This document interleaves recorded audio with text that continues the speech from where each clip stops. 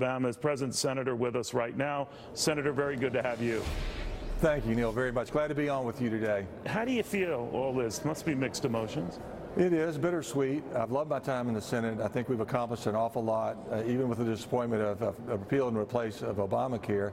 So it's disappointing, but I've been honored to serve, and looking forward to the next chapter. You know, it's no accident that a lot of folks have said, and polls seem to indicate that had you gotten that nomination, all of this drama around this battle wouldn't have been necessary, that you probably would have won. We'll never know for sure. But right. Are you bitter? No, I'm not bitter at all. I'm not one to look back, and I've got a little motto in our family: there's no whining in politics. You know, I accepted the appointment, expecting it to be for 2 years, to give time for me to become a good senator.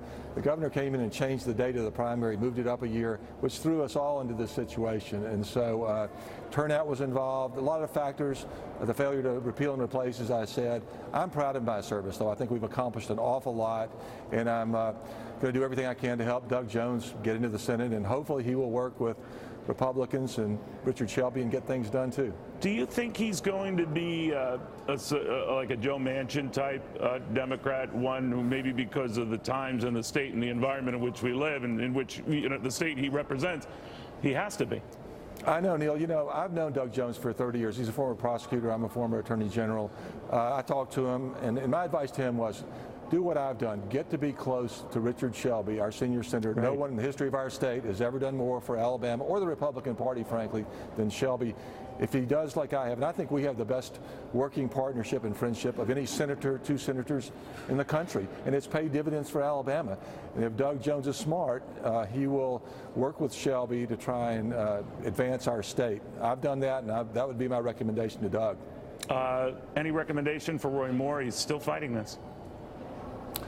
I'm not going to give Mr. Moore any advice. I made my case against him. The voters chose otherwise in the primary, and that brings us to today. But he's on his own. What did you think of all of these accusations that came up after this battle for the primary? What do you think? Well, as a former prosecutor, you know, they were very troubling to me, very troubling. You know, it's unfortunate that that information wasn't available to the primary voters. That's one of the things that you can't control. Right. That's history. But I think it made a difference in the election yesterday. Now, the president supported you in that primary. Many others did as well. Steve Bannon did not. He thought that a better, fresher, different, more rowdy alternative would be someone who was not you, someone who was not associated with the establishment, and he went for Roy Moore. How do you feel about him?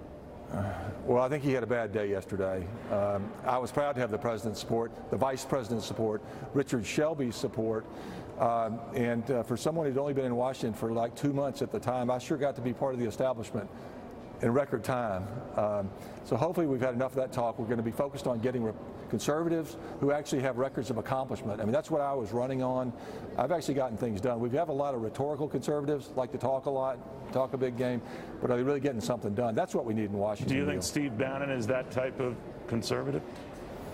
I've never seen him accomplish anything. He has accomplished one thing that I don't think anybody in America thought was possible, and that's getting a Democrat elected in the state of Alabama.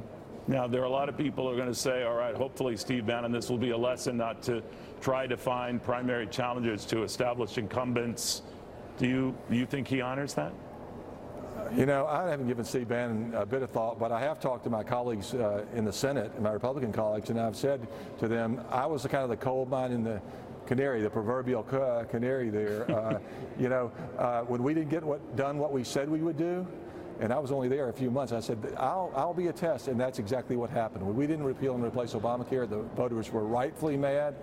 No one madder than I was, but I was the one guy hanging out there to take it out on, and we see where we ended up.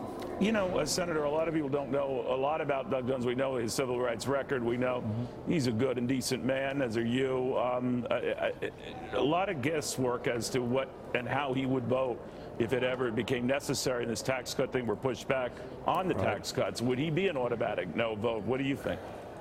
Well, you know, the Republicans, the Democrats have voted together in lockstep since the year I've been here, so I'm not expecting anything different. But it goes back to what I said before. If Doug Jones is smart, he will develop a close working relationship with Richard Shelby and watch what he does, because it's going to be good for Alabama. It's going to be a conservative position.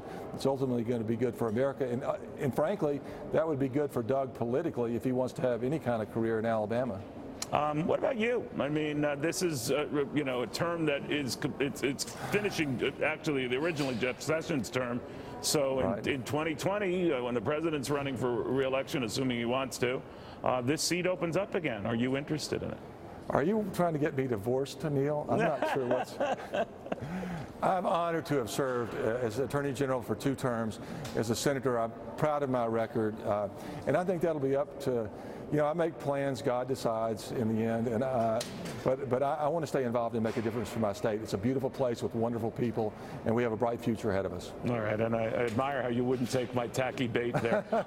Finally, on the tax cut, Senator, it's looking like in the proposal that was released today at a conference, the top rate goes down a little bit, the corporate rate goes up a little bit to 21%. They're confident they can get this through, signed, sealed, and delivered by Christmas by the president. Do you think that's doable? I do. You know, I've made a lot of predictions on here, Neil. I'm not sure that they've all come true, but this one I feel confident in. And my hope is that the best Christmas present I could give to the people of my state would be able to vote for that bill before I leave the Senate. And that's the commitment I've gotten from the leadership. I think we're going to get there, and I'm 100% behind doing it. Any possibility that some of these senators that are balking at certain provisions that are included, I know Susan Collins was nervous about lowering that top rate, said it wouldn't be a good idea. I don't know if that makes her no vote. Separately, Rand Paul is concerned about the latest spending measure to get us beyond this 2-week hump, that it could add to the debt, so he doesn't look predisposed to like it. Senator Corker is, of course, he was a no vote on the tax, so it doesn't see anything that would change that right now. Are you worried? Well, I'm cautiously optimistic, let me put it that way. When you have such a narrow margin and such a narrow window here, you know, any 1 or 2 senators can blow up the whole thing. But I just think there's too much on the line for our economy overall, globally and domestically, and our Republican brand, our promises. We've got to get it done. Senator Luther Strange, thank you very, very much. We appreciate it. Great to be with you. Thanks again. All right, Merry Christmas. All right, Alabama voters have, in fact, chosen Democrat Doug Jones, and he is meeting with the press right